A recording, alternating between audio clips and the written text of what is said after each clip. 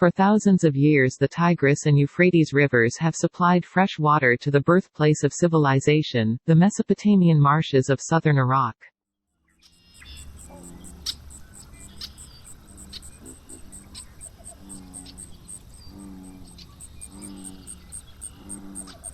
Settlements grew in this fertile landscape, prospering from abundant agriculture and easily domesticated animals.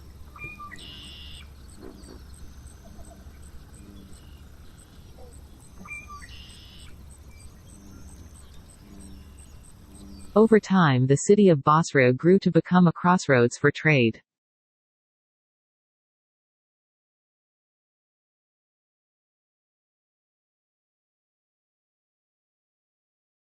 Today, Basra is Iraq's main port connecting the Persian Gulf to the world's fourth largest oil reserves. A city that's urban form and culture have grown from and promote petroleum export.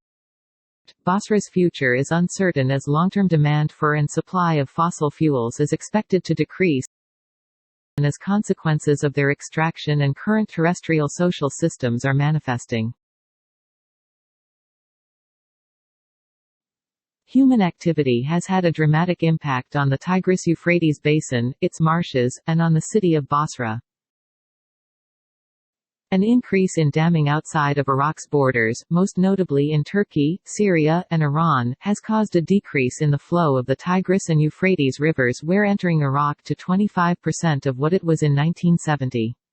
This decreases the dilution of pollutants in the water. In 2018, 118,000 people living in Basra were hospitalized due to water-related illnesses. Reduced water flow also allows highly salinized seawater to flow upstream. In soil along the river and in marshlands salt levels have doubled. A number of animal species have seen a reduction in population and habitat. Under the leadership of Saddam Hussein, canals were built to drain the Central and Hammer marshes for the purposes of oil exploration, agriculture, and to displace Shia Arabs at war with his regime. Further armed conflicts such as the Gulf War, U.S. invasion, and ISIS insurgency, have seriously damaged water treatment infrastructure and the capability of Iraq's government to address crisis conditions. Our site of intervention is in the district of Harar. Oil exploration for the Zubair field prompted canal building that affected this site. In the northwesternmost part of Basra, Harar was once marshland, turned agricultural land, and is now becoming desertified.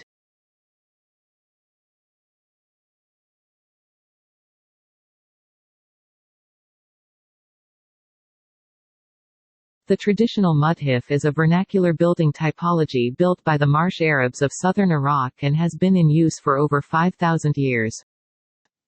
It is constructed with locally harvested reeds. The largest of the collected reeds are tied and angled to form structural parabolic arches.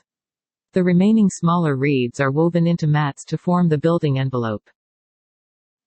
The mudhif is used to house guests and serves as a gathering place for weddings, funerals, and other public functions. In the next gigasecond, this vernacular building typology is amended with components of petroleum extraction infrastructure to produce new building topologies that respond to crisis conditions. Continuing to source reeds from marshland incentivizes market-driven preservation and management of this landscape. The repurposing of oil infrastructure creates a market incentive to reduce oil extraction and uses these materials to benefit the public and environment.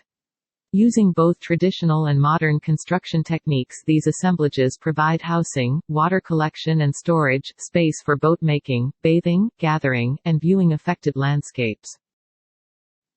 These programs are housed in 4 new topologies. Together they can be deployed to address crisis conditions. The floating mudhif provides housing for a dynamic water environment. It moves with the water level, going up or down during drought or seasonal flooding.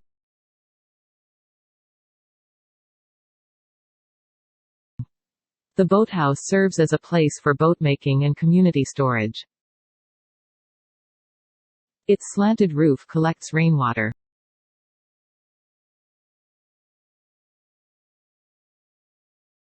The barrel mudhif functions like a traditional mudhif, as a guest house and community center.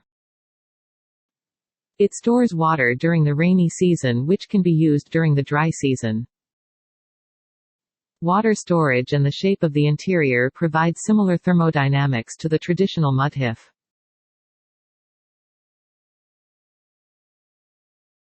Finally, the spa, a place for bathing and socializing. This space looks out onto affected landscapes using collected fresh or salinized water.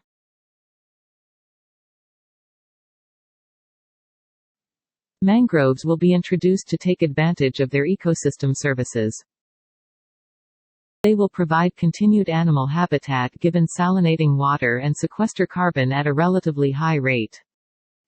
Through transpiration, surrounding air will have a higher concentration of water vapor, which in turn marginally increases regional rainfall. In addition, mangrove forests are more resilient to changing water levels than freshwater marshes. Topologies are deployed in different zones of Harar. In water, irrigated land, light development, and desertified land.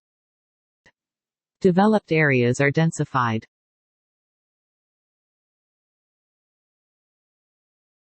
Parts of buildings in traditional reed construction are rebuilt every 10 years. Used reeds are composted with mangrove waste and other aggregate to form new ground. Around the end of 1 terasecond, or 32,600 years, the amount of carbon sequestered through biomass will equal that released from operating Basra's Zubair oil field. In the next terasecond, climate change as a result of global warming due in part to the burning of fossil fuels, manifests in increased regional temperatures, more extreme weather events, and most harmful to Basra, sea level rise. As the region's petroleum reserves continue to decrease, its infrastructure becomes available for reuse. Combining petroleum infrastructure's latent architectural potential with Earth's changing topography and ecological systems, a new urban condition manifests in the Anthropocene. Continuing dense urban development vertically allows for terrestrial ecosystems, threatened by rising seas, to continue to thrive alongside human civilization.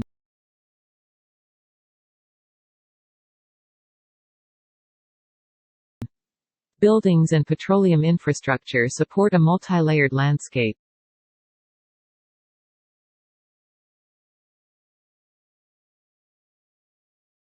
New ground formed from aggregate and composted biomass is built up in separated layers.